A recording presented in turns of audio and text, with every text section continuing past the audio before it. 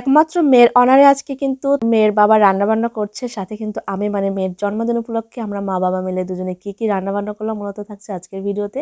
জন্মদিনের first blog. তো গতকাল 17 নভেম্বর ছিল আমার মেয়ের জন্মদিন। তো জন্মদিন উপলক্ষে রান্নাবান্নার একটা আয়োজন ছিল, কারণ কিছু গেস্ট আসবে আমাদের বাসায়। খুব তড়িঘড়ি করে সকালবেলা আমার হাজব্যান্ড বাজারে চলে গিয়েছিল, বাজারে চলে যাওয়ার পর এই আইটেমগুলো কিনে নিয়ে চলে আসছে। তো আমি জাস্ট রেডি করে ফেলেছি। রেডি করার পর আমার কাজ ছিল যে তাকে রেডি করার পরে ডাকা, কারণ আমার হাজবেন্ড যখন রান্নাঘরে আসে কোনো কিছু রান্না করতে, সে কিন্তু একা রান্না করতে পারে না, তাকে হেল্প করার জন্য কিন্তু সবসময় আমাকে থাকতে হয়।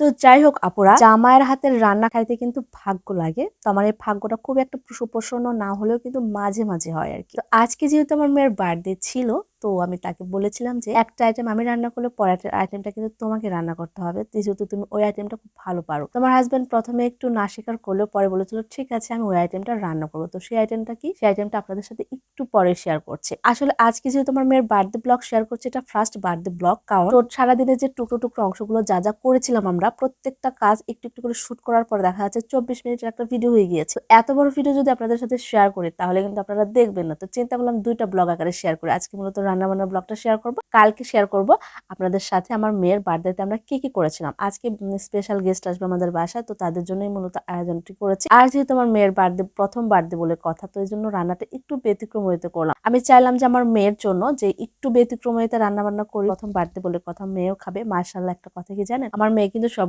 ধরনের খাবারই খাওয়া শিখে গেছে মাশাআল্লাহ। তো দেখা যাচ্ছে ওর জন্য আমি একটু ব্যতিক্রম ভাবে মুরগির মাংসটা রান্না করছিলাম। তো দেখা যাচ্ছে মুরগির মাংস আমার রান্না শেষের দিকে আমার হাজবেন্ডকে ডাকলাম যে বাকি আইটেমটা তুমি রান্না করো। তো সে চলে আসছে। তো ছেলে মানুষ যখন রান্নাঘরে আসবে খেয়াল করে দেখবেন তারা কিন্তু সবকিছু নিজে নিজে পারে কিন্তু করে না, মানে সবকিছু কিন্তু হেল্প করে দেওয়ার জন্য তার বউকে থাকতেই হবে। দেখতে পাচ্ছেন আমি এটা সেটা কিন্তু সবসময় তাকে দিচ্ছি যে এটা ধরো, ওইটা ধরো, এটা করো, ওইটা করো, এরকম একটা। যাই হোক মাশাআল্লাহ, তারপরে তো সেই রান্না বান্না করছে, এটাই আমার কাছে অনেক বড় পাওয়া, কারণ অনেকগুলো আইটেম রান্না করতে হবে। আর দেখা যাচ্ছে যে এই রান্না করতে গিয়ে কিন্তু অনেক বেশি হিমশিম খেতে হচ্ছিল আমাকে। এর মধ্যে কিন্তু বাচ্চাকে সামলাতে হচ্ছিল, প্লাস আরো সংসারের কাজকর্ম তো আছে। আর খুব সকালে কিন্তু আজকে ঘুম থেকে উঠে গিয়েছিল, যা যা রান্না বান্না করছে দেখতে পাচ্ছেন সবগুলো কিন্তু টাটকা। আর টাটকা জিনিসের স্বাদটা কিন্তু অনেক বেশি।